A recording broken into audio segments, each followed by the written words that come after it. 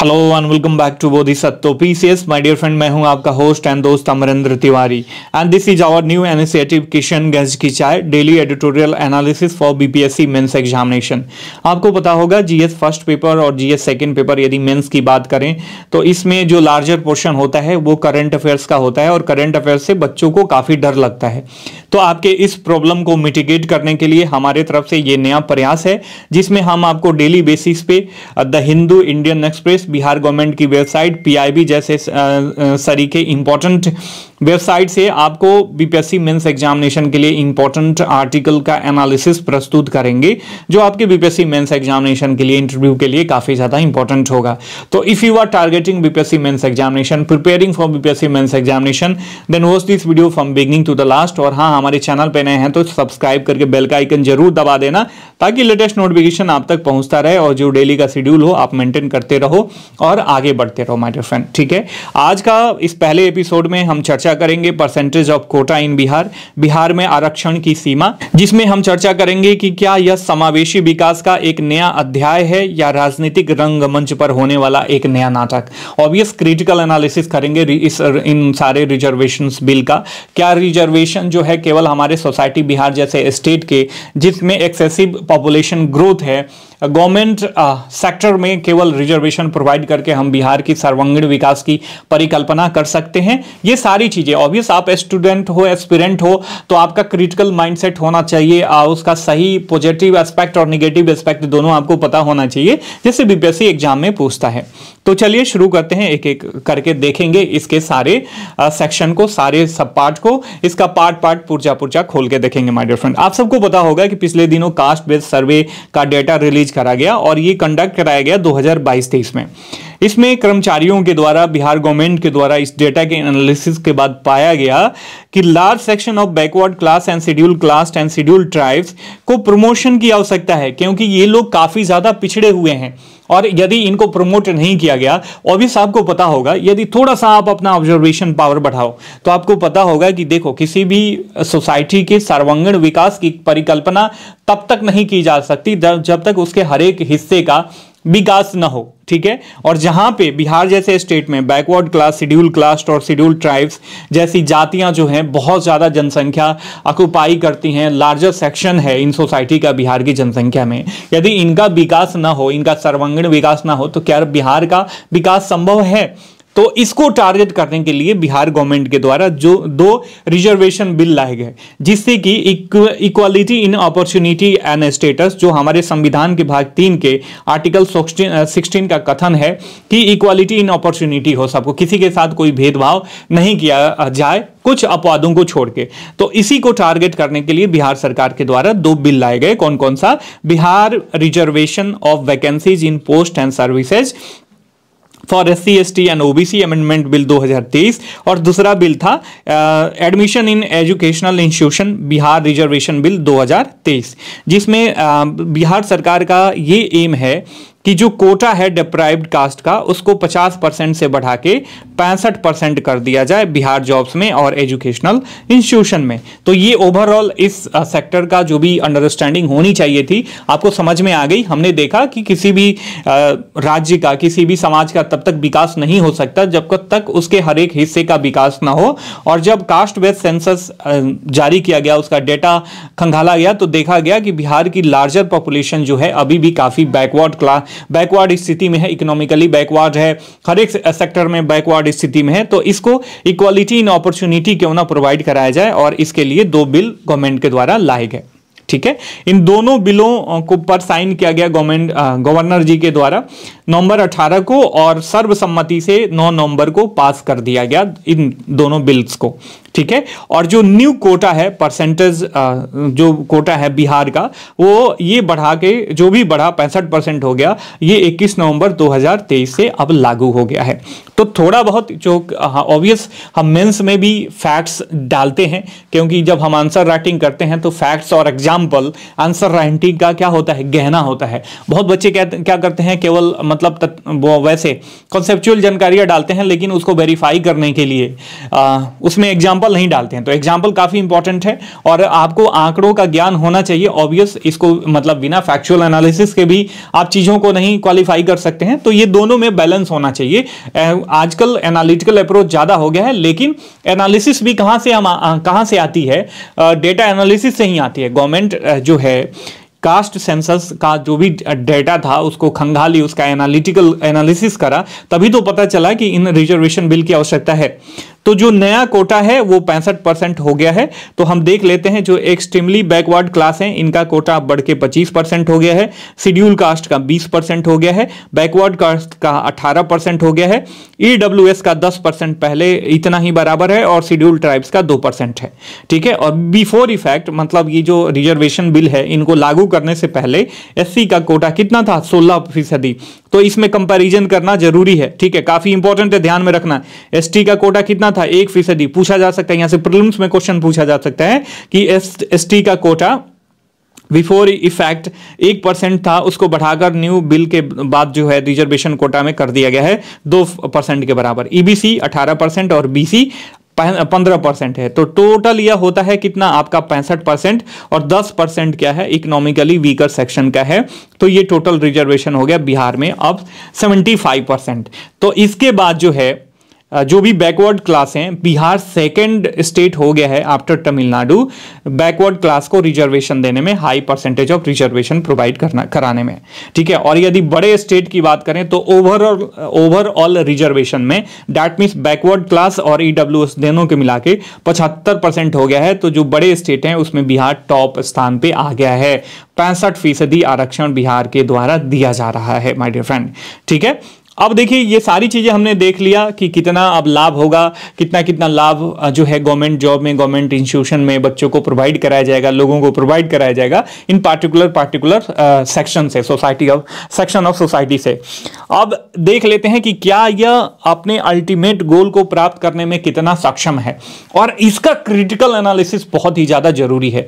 Obvious ये सारी चीजें कहीं ना कहीं राजनीति से, पॉलिटिक्स से ही एफिलिएटेड हैं, लेकिन अब पॉलिटिक्स में भी कोई कदम उठाया जाता है तो वो मास को लुभाने के लिए, मास को ऑब्वियस उससे लाभ होता है, नो डाउट, लेकिन इसका जो रियल आंकड़ा है, रियल एनालिसिस है, एज ए एस्पिरेंट्स आपको पता होना चाहिए। आपसे इंटरव्यू में पूछा जा सकता है, मेंस एग्जामिनेशन में पूछा जा सकता है। ठीक है। सबसे पहले आपको अतिरेक नहीं होना है। बहुत सारे लोग रिजर्वेशन को लेकर अतिरेक हो जाते हैं कि नहीं रिजर्वेशन बुरा है। बिल्कुल बुरा नहीं है। कुछ लोगों की अपलिफ्टमेंट के लिए उनको कुछ चीजें देने की आवश्यकता होती है, उनको प्रेफरेंस देने की आवश्यकता होती है। दैट मीन्स मान लो कि आप माता पिता हो, आप हेड हो अपने परिवार का, आपको 4 बच्चे हैं, ए बी सी और डी। तो आपके परिवार का ओवरऑल ग्रोथ तब तक पॉसिबल नहीं है जब तक ये चारों बच्चों का ग्रोथ ना हो। ठीक है, ये बात समझ में आ गई।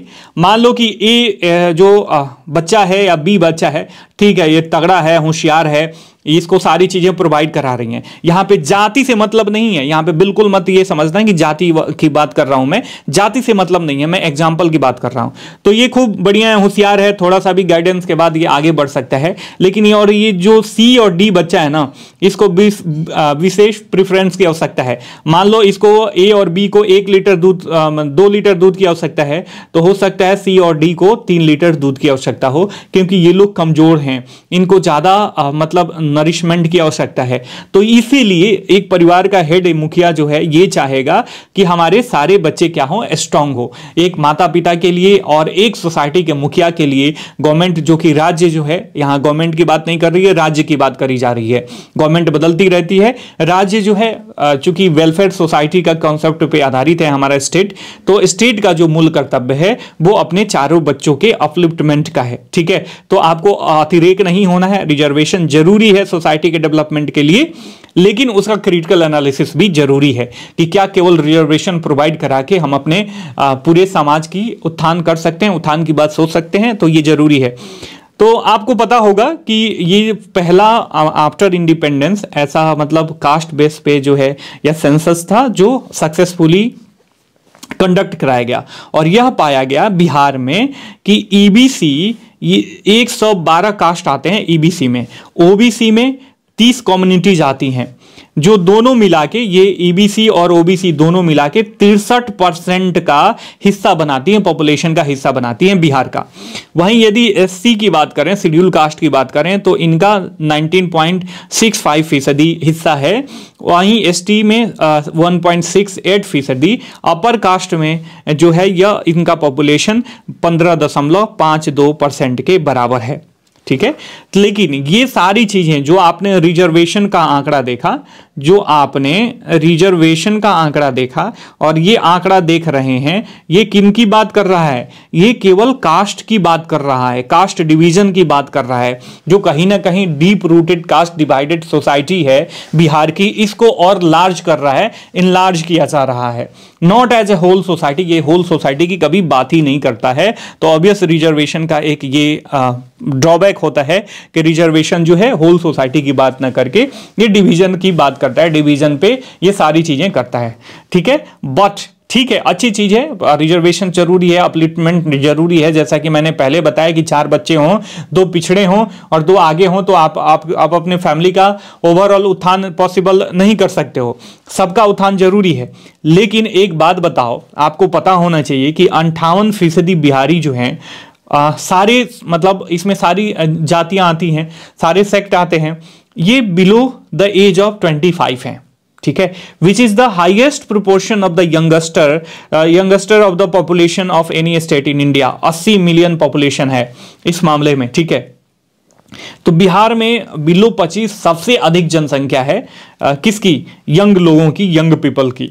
फॉर श्योर, मान लीजिए इस रिजर्वेशन के द्वारा 10 से 20 लाख लोगों को, 1 से 2 मिलियन लोगों को जो है गवर्नमेंट जॉब मिल जाता है। लेकिन इनका क्या, मान लीजिए कि 80 मिलियन लोग हैं और 1 से 80 मिलियन में 1 से 2 मिलियन लोगों को रोजगार मिल जाता है, गवर्नमेंट जॉब मिल जाता है थ्रू रिजर्वेशन। तो बाकियों का क्या? गवर्नमेंट जॉब की एक परिसीमा होती है, सबको गवर्नमेंट जॉब नहीं प्रोवाइड कराया जा सकता है ना। तो बाकियों का क्या होगा? जो पिछड़ जाते हैं, जिनको मान लीजिए रिजर्वेशन का लाभ नहीं मिल पाता है, जिनके माता पिता वीक हैं, उनको स्कूल ही नहीं भेज पाते हैं। हालांकि अब प्रमोशन बहुत सारी चीजें करी जा रही हैं और उन लेवल का उनका माइंडसेट नहीं डेवलप हो जाता है, तैयारी वगैरह नहीं करते हैं और सोचते हैं कि एनी हाउ पढ़ लिख के मजदूरी करके थोड़ा बहुत जानकारी हो जाए पढ़ाई लिखाई की, किताबों की, और फिर हम मजदूरी करके अपने परिवार का पेट पालन करेंगे।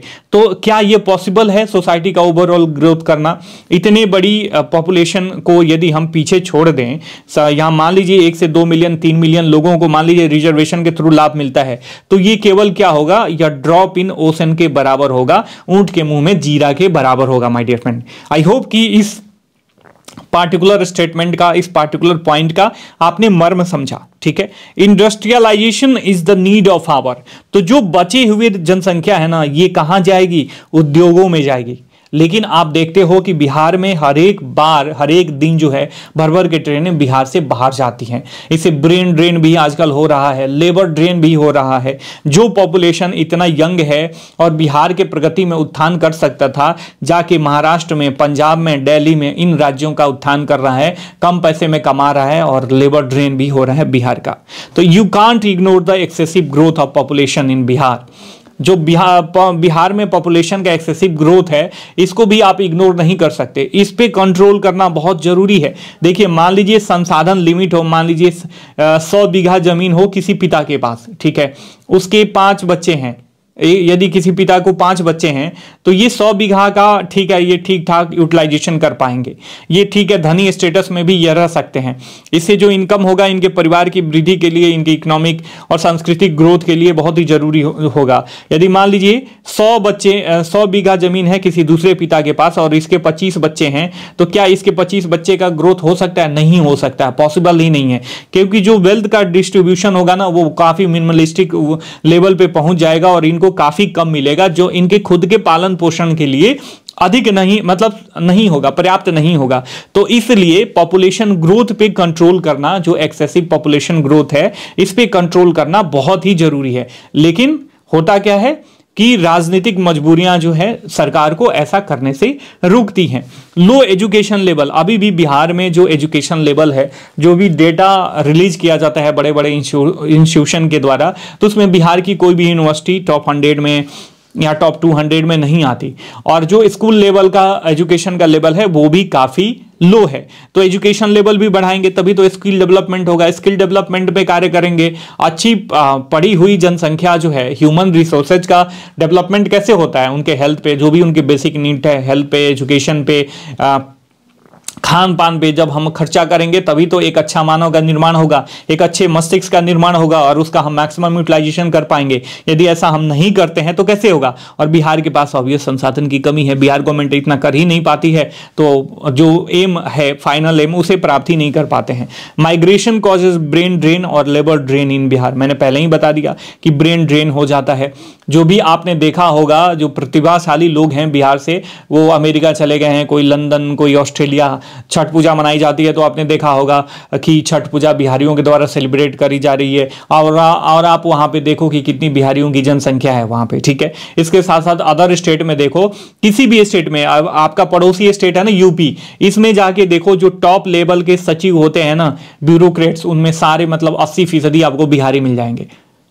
तो कि मतलब इतना ब्रेन ड्रेन हो रहा है क्योंकि बिहार में अपॉर्चुनिटी ही नहीं है। और प्रीवियसली यदि 2005 से पहले देखो तो जो लॉलेसनेस की स्थिति थी बिहार में, उसके वजह से फैमिलियां जो है डर के किसी और स्टेट में चली जाती हैं कि यहाँ पे तो केवल गुंडों का राज है भैया, यहाँ पे जिसके पास बंदूक है, जिसकी लाठी है, उसी की भैंस है, ठीक है। हम जैसे नॉर्मल लोगों को, जो आम लोग होते हैं, जो शांति पसंद लोग होते हैं, अपना खाना पीना, पढ़ना और कमाना और अपने परिवार की प्रगति करना, केवल इस पे ध्यान देना चाहते हैं, उनके लिए बिहार नहीं है। तो जो ये ब्रेन ड्रेन हो रहा है और लेबर ड्रेन हो रहा है, इस पे ध्यान देने की आवश्यकता है। साथ में government should focus on skill development. ये सारी चीजों के बाद गवर्नमेंट को स्किल डेवलपमेंट पे भी फोकस करना चाहिए। बिहार का ग्रोथ देखो, इंडस्ट्रियलाइजेशन को यदि हटा दें तो 2 लेवल पे किया जा सकता है। एक, एजुकेशन का लेवल हाई करके, एजुकेशन का हाई लेवल ऑफ एजुकेशन पर, जो नालंदा के पीरियड का एजुकेशन लेवल था ना बिहार का, उस तरीके का एजुकेशन प्रोवाइड करके, चाहे वह हिस्ट्री हो, पॉलिटी हो, साइंस टेक हो, मैथमेटिक्स हो, किसी भी तरीके का, जो भी चाहे स्पिरिचुअल ज्ञान हो, किसी भी तरीके का ज्ञान हो, हर एक तरीके का ज्ञान प्रोवाइड करके बिहार का अपलिफ्टमेंट कर सकते हैं। एक तो ये तरीका हो गया। और दूसरा, एग्रीकल्चर बेस्ड इंडस्ट्रियल डेवलपमेंट से हम बिहार का ग्रोथ कर सकते हैं, क्योंकि बिहार जो है एग्रीग्रियन सोसाइटी है। बिहार की लगभग 75% जनसंख्या जो है एग्रीकल्चर और उससे एफिलिएटेड इंडस्ट्री में लगी हुई है। तो ये सारी चीजें प्रोवाइड करके हम बिहार को ओवरऑल ग्रोथ के रास्ते पे ले जा सकते हैं। केवल रिजर्वेशन देखो, रिजर्वेशन जरूरी है, रिजर्वेशन जो है जरूरी है, लेकिन कुछ ही हिस्सों को इसका लाभ मिल पाएगा, चाहे वो किसी भी कास्ट के हों।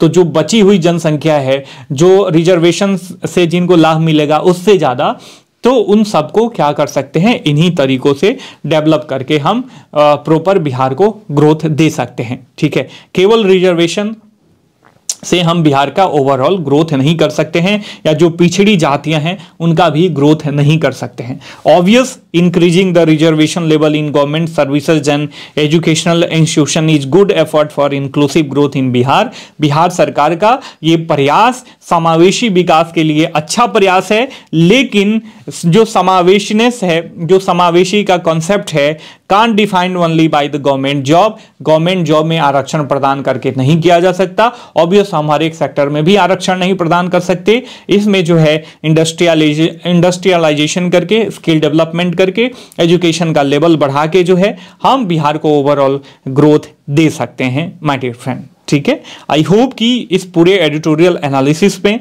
जो इसका मेन कोर था, जो मैं कन्वे करना चाहता था, आपने बहुत ही स्वच्छ माइंड के साथ, क्रिटिकल एनालिसिस के साथ इसको ऑब्जर्व करा और इस ज्ञान अर्जन का आप अपने परीक्षा में उपयोग कर सकते हो। लास्ट में एक MCQ है, इसको आप सॉल्व करने की कोशिश करना। नीचे कमेंट बॉक्स में बताना कि इसका सही उत्तर क्या होगा। Which is the main cause of economic backwardness of Bihar? Low level of industrialization, excessive growth of population, brain drain और फ्लड। ये आपके ऑप्शन है only 1 to 4, only 1 and 4, all of the above. नीचे आप कमेंट करके बताओ। मिलते हैं कल के एपिसोड में, तब तक के लिए साइनिंग ऑफ, टेक केयर, जय हिंद, जय भारत।